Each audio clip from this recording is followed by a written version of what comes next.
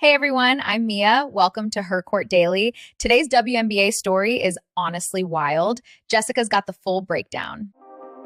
Mia called it wild, and she's not wrong.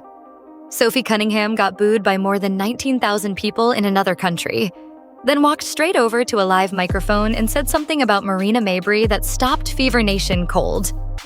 Not a shot. Not a threat. Flowers. Actual flowers. After everything that happened between those two, Sophie stood on the floor at Scotiabank Arena on August 18th, 2026, and said, quote, "I want to give Toronto their flowers. What a great environment for women's basketball. It's a hell of a crowd." Then she went further and named names, praising head coach Sandy Brondello, praising Brittany Sykes coming back healthy, and praising Marina Mabrey by name, finishing with the line that broke everybody's brain online, calling the tempo, quote, "a hell of a squad."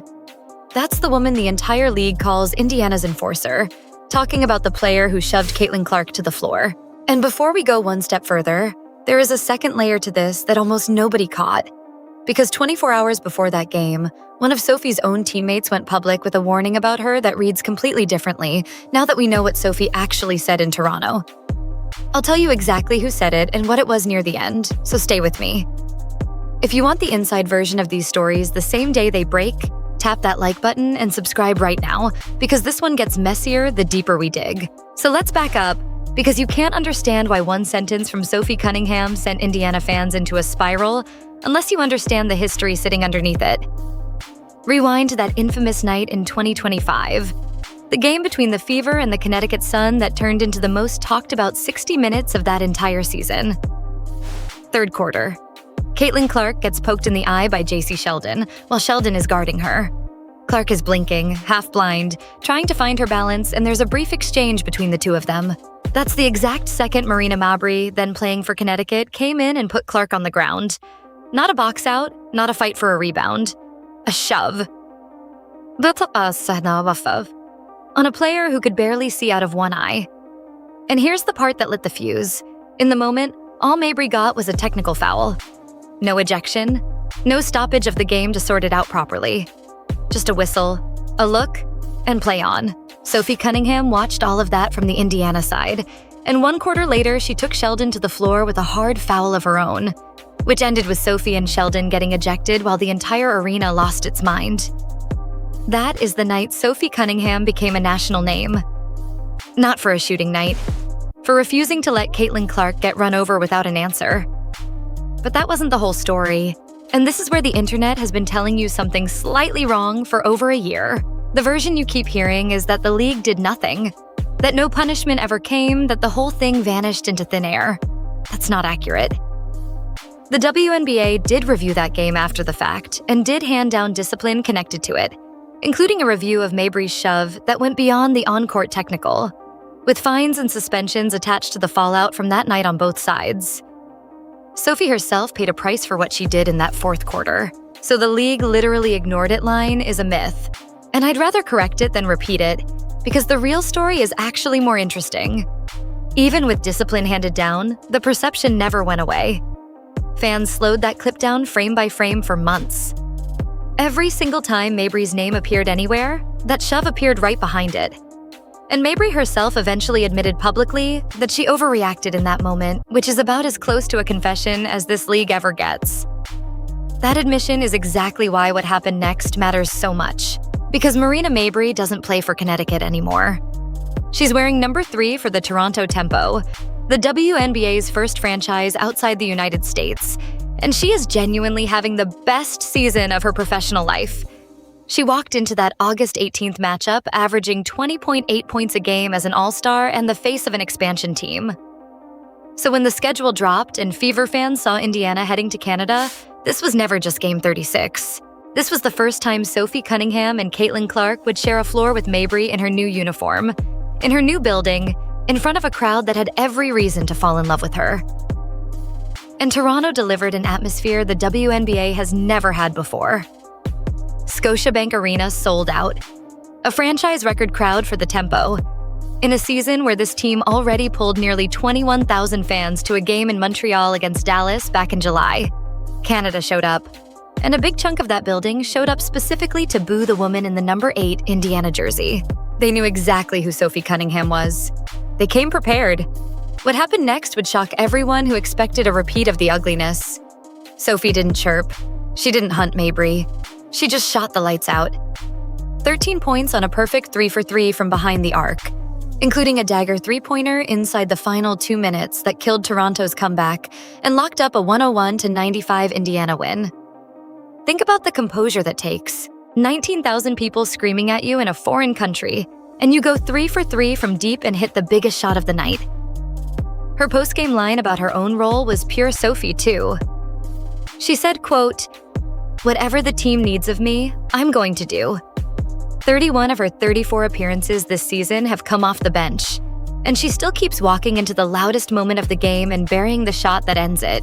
Then, instead of using the microphone as a weapon, she used it to compliment the crowd that spent all night hating her, saying she wanted to shout out the tempo crowd in the city, that you're going to get boos and you're going to get cheers, and that the passion itself is what sports is about. There's no karma story here. There's no revenge quote. The actual scoop is stranger than the rumor. Sophie Cunningham took the high road so hard she made Toronto her friend. And here's what almost nobody noticed about that night, because the box score can't show you a thermostat. The most dangerous opponent in that arena wasn't Mabrey. It was the air.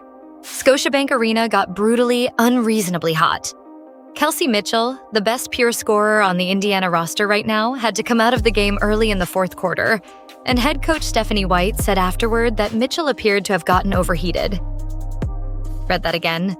A WNBA guard in the middle of a historic scoring run had to exit a game because the building cooked her.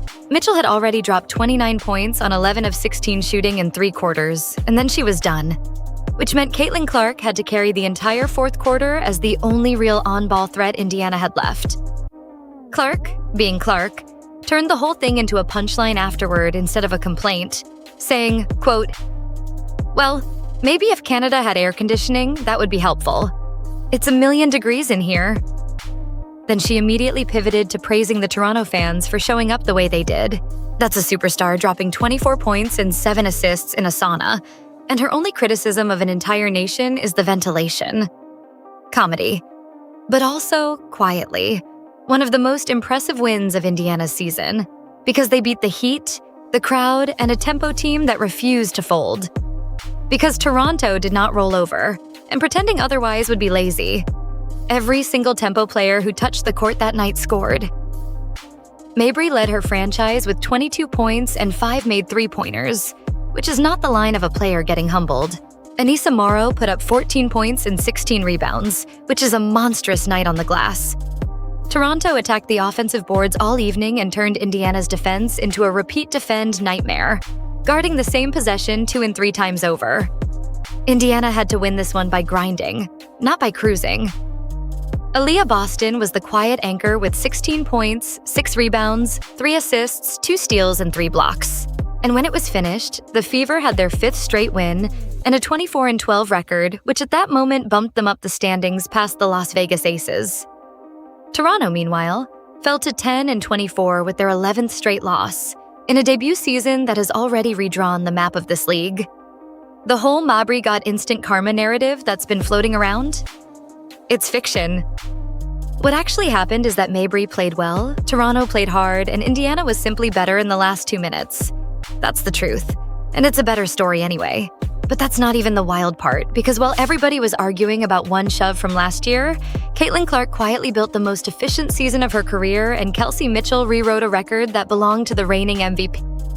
Let's start with Mitchell, because the Toronto game was the 20th consecutive game she'd scored at least 20 points, which tied A'ja Wilson's league record, a mark Wilson needed parts of 2 different seasons to build. 2 nights later, on August 20th in Dallas, Mitchell broke it, number 21. And she did it in the most Indiana way possible. An inbound pass from Caitlin Clark with just over 5 seconds left in the first half, after Paige Bueckers grabbed Clark's arm trying to foul, and Mitchell attacked the rim for a layup with 4.4 seconds on the clock. She finished that night with 37 points and 5 assists, hit every single one of her free throws, and became just the 5th player in league history to attempt 15 or more free throws and shoot 100%. And when reporters handed her the record, she basically shrugged it off. saying she wanted to congratulate her team for making her look good, that she doesn't take statistics that seriously, and that what she really wanted was the win. Indiana lost that one, 91-85, which snapped the 5-game streak. Before Wilson, by the way, the record was 13 straight, held by Diana Taurasi. Mitchell went to 21 in one season. And Clark answered the way she always answers. 3 days later, on August 23rd in Chicago, she put up 37 points on 13 of 24 shooting, with a career-high 8 three-pointers and 10 assists in a 113-90 blowout that snapped a 2-game Indiana skid. That was her 5th career game with at least 30 points and 10 assists, which is more than every other player in the history of this league has managed combined. The rest of the WNBA, all-time, has 4. Clark has 5. She's already passed Sue Bird on the career double-doubles list. She owns the record for the most 20-point, 10-assist games ever, and she has 12 double-doubles this season alone.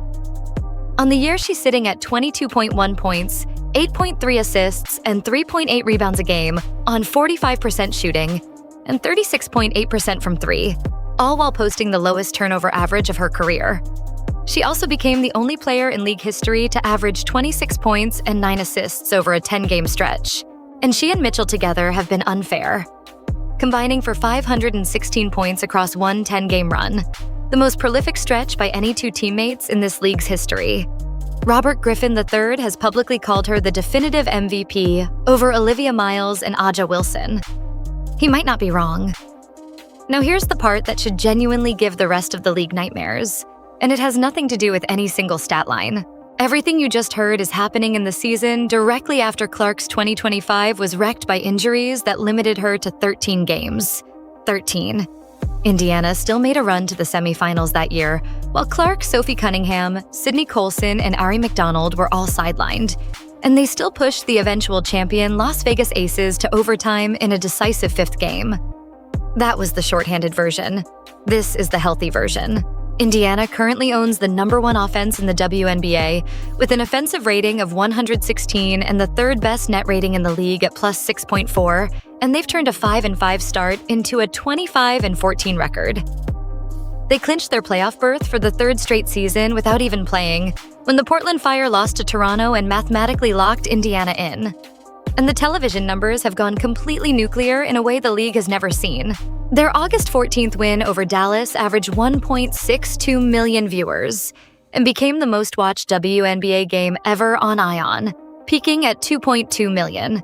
2 days later, the overtime win over Atlanta averaged 2.58 million on ESPN and peaked at 4 million, the largest WNBA audience in the history of cable television.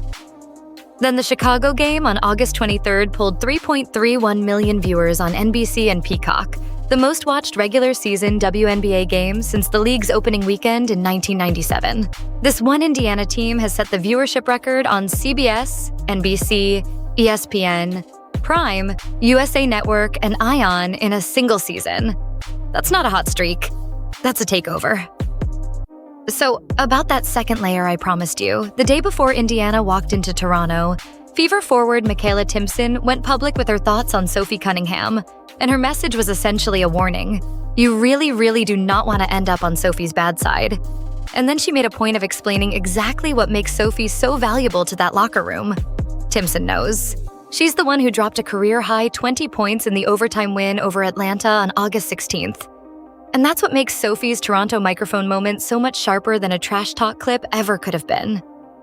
Everybody expected the enforcer. Everybody expected a shot at Mabrey.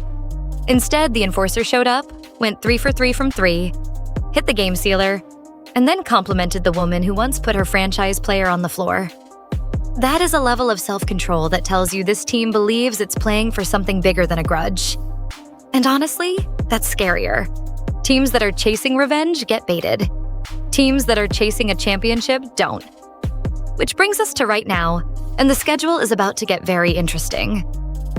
Indiana hosts the Connecticut Sun on August 28th, the last game before the entire league shuts down for the FIBA World Cup in Berlin, with the tournament running September 4th through the 13th, and Caitlin Clark and Aaliyah Boston both named to the 12-player Team USA roster announced by Sue Bird earlier this month. Then the league restarts on September 18th, and guess who Indiana plays that night? Toronto, Marina Mabrey, again. And as of today, with the Fever hovering right around that 4th seed, half a game off Las Vegas and fighting for home court in round 1, the projected first-round matchup would put them against Angel Reese and the Atlanta Dream. So let me be very clear about the road ahead here. A World Cup with Clark and Boston in it, a Mabrey rematch the moment the league comes back, and a potential playoff series against the one team whose fan base argues with Indiana's every single day of the year. If that doesn't get you talking, nothing will. Here's my honest read, and then I want yours. The competitor version of the story wants you to believe Sophie Cunningham torched Marina Mabrey and that Mabrey got instant karma in Toronto. The receipts say something completely different, and I think the truth makes Sophie look better, not worse. She got booed by a whole country, buried 3 3-pointers, sealed the win, and used her airtime to grow the game instead of settling a score. Caitlin Clark did the same thing, cracking jokes about broken air conditioning while dropping 24-7 in a building that was, in her words, 1,000,000 degrees. That's what a contender looks like. Not a team that needs the last word. A team that already got the last 2 points. So drop a comment and tell me straight. Do you want Sophie Cunningham to stay on the high road, or do you want the enforcer back for that September 18th rematch in Toronto? Hit that like button. If Sophie earned your respect with that answer, subscribe so you don't miss the next scoop. And stick around because there's one more thread from that Toronto trip that we're chasing down. And if what we're hearing checks out, the Mabrey story is nowhere near finished.